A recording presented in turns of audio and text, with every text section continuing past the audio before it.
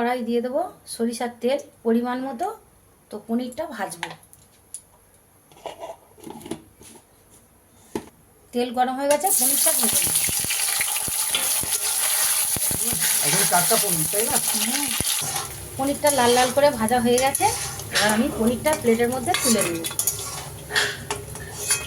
ফোড়নে দিয়ে দেবো একটা শুকনো লঙ্কা, একটা তেজপাতা আর একটু গোটা জিরে।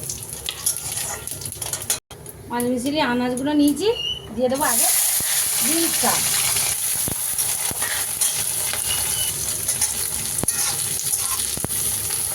আর সেটা লাগালু দিয়ে একটু ভেজে নেব। দিয়ে দিলাম বেগুন আর এই গাছের টমেটো দিয়ে একটু ভালো করে ভেজে নেব। একটু ভেজে তারপর কাঁচা লঙ্কা আর আদা বাটা দেবো। দিয়ে দেবো 1.5 চামচ মতো লবণ। 1.5 চামচ লবণ দিলাম। 1 চামচ মতো লবণ দিলাম। আদা বাটা দিয়ে দিলাম। 5টা কাঁচা লঙ্কা দিলাম। নিরামিষি তরকারি বেশি ঝাল দেবো। দেবো 1 চামচ কাশ্মীরি লঙ্কা গুঁড়ো।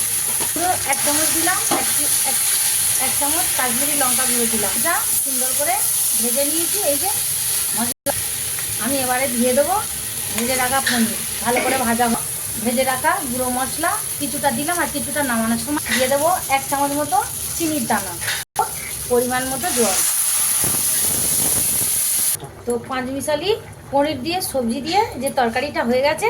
তো এবার ভাজা মশলা ধনিয়া পাতা দিয়ে গ্যাসটা আমি অফ করে দেবো।